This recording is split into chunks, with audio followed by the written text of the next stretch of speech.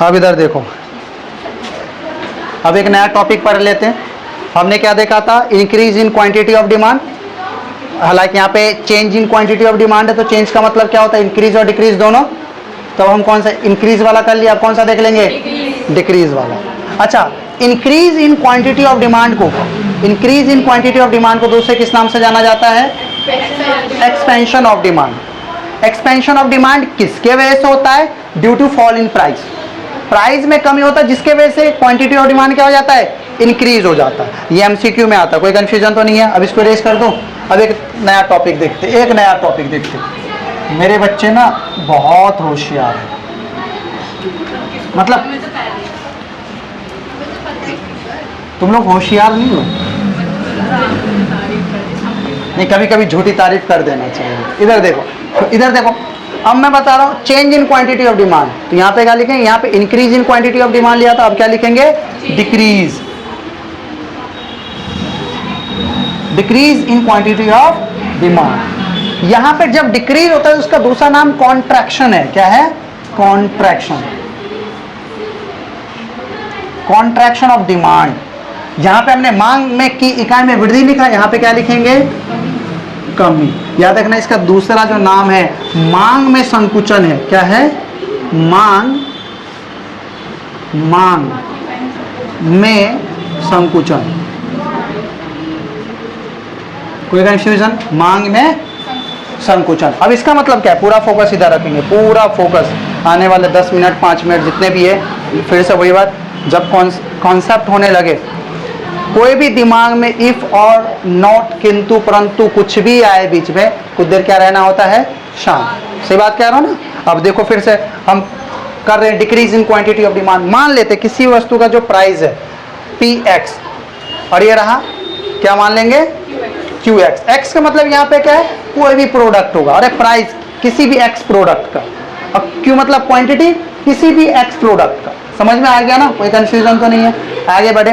अरे एक बात बताओ, पहले 10 रुपये प्राइस था, देखो इधर 10 रुपये प्राइस था, कितना क्वांटिटी ऑफ डिमांड था,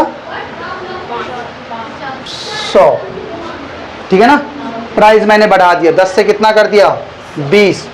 as per law of demand, अगर प्राइस इंक्रीज हुआ तो क्वांटिटी ऑफ डिमांड क्या होना चाहिए, डिक्रीज। 100 से कितना हो गया, 50। यानी कि ध्यान से देखो, जब मैंने प्राइस को इंक्रीज किया है तो क्वांटिटी ऑफ डिमांड क्या हो गया, डिक्रीज।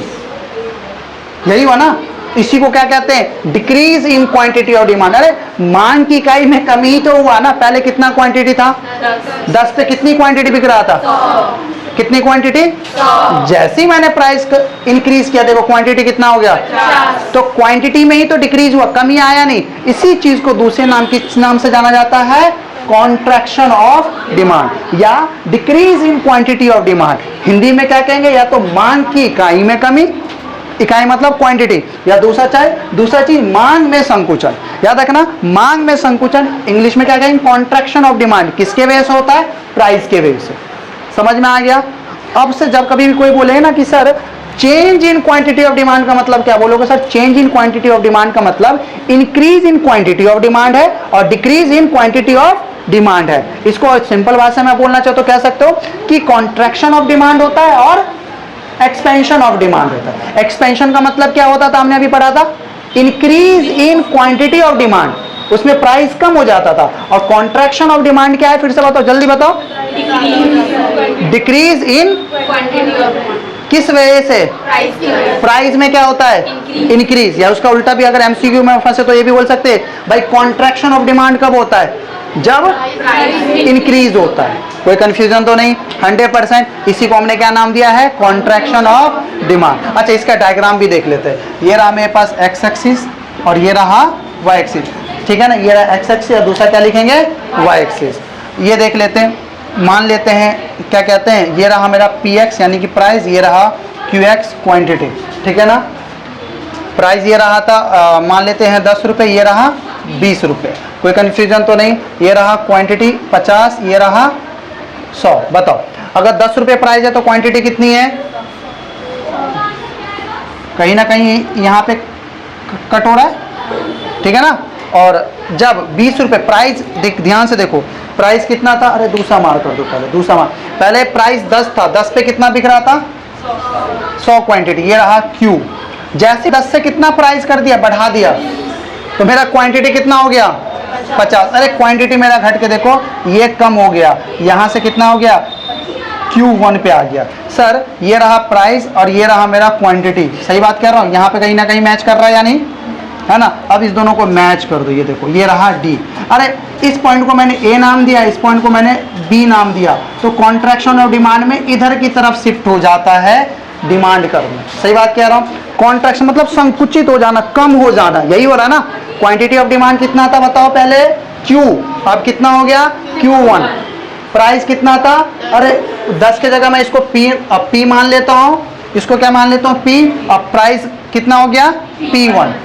सही बात कह रहा हूँ, तो जब P से प्राइस P1 हुआ तो क्वांटिटी भी Q से लेके Q1 हो गया। कोई कंफ्यूजन तो नहीं। इसी को हमने क्या नाम दिया है, कॉन्ट्रैक्शन ऑफ डिमांड। हिंदी में क्या बोलेंगे, मांग में संकुचन। इसी का दूसरा नाम क्या है बताओ, decrease in quantity of demand, मांग की इकाई में कमी। कोई कंफ्यूजन तो नहीं, 100%। तो इसका पहले डेफिनेशन लिखो। देखो हमेशा की तरह क्या करेंगे, इसका डेफिनेशन कैसे, सबसे पहले डेफिनेशन, फिर अपना ये टेबल और डायग्राम, फिर एक्सप्लेनेशन। तो डेफिनेशन इसका क्या होगा, पहले इधर इधर इधर डेफिनेशन क्या लिखेंगे, when other things remaining constant, है ना, या ये भी हम कह सकते हैं कॉन्ट्रैक्शन ऑफ डिमांड मीन्स, है ना, when price of a commodity increase as a result the quantity of demand will decrease, it is called contraction of demand. या इसका उल्टा भी कह सकते हैं,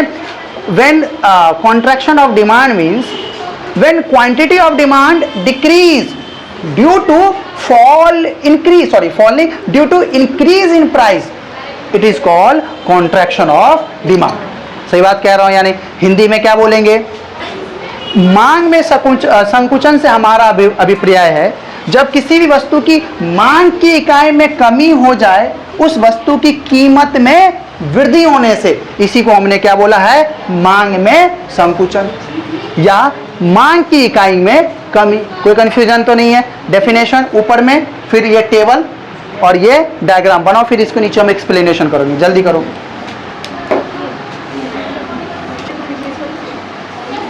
चलो इसको अब इसको एक्सप्लेन भी कर देता हूं। मैं यहां से स्टार्ट करूंगा एक्सप्लेनेशन। देखो हम लिखेंगे, चलो यहीं से लिख देते, लिखेंगे on the above diagram, on the above diagram x axis show the quantity, y axis show the price, and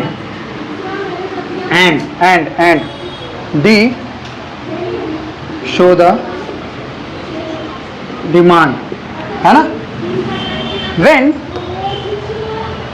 when price P, the quantity of demand Q, and but when the price increase from P to P1, देखो P से कितना गया P1, as a result the quantity of demand fall from Q to Q1। समझ में आ गया explanation. आपको जान के हैरानी होगी, ये 4 नंबर के लिए क्वेश्चन आते हैं। जब ये आएगा ना व्हाट डू यू मीन, जब ये क्वेश्चन आता है, एक क्वेश्चन आता है चेंज इन क्वांटिटी, याद रखना अगर ये क्वेश्चन आ जाए व्हाट डू यू मीन में change in quantity of demand, तब तो दोनों लिखना है, आपको इंक्रीज का भी बताना है और डिक्रीज का भी बताना है। लेकिन जब सिर्फ क्वेश्चन आए कि what do you mean by contraction of demand, तब आपको इतना बताना है। समझ में आ गया। और ऐसे ही पहले डेफिनेशन, फिर टेबल और फिर नीचे में एक्सप्लेन, 4 नंबर ले जाओ। क्लियर है, कोई कंफ्यूजन? 2 नंबर आएगा फिर भी 4 या 6 नंबर, 5 नंबर कर देगा ज़्यादा।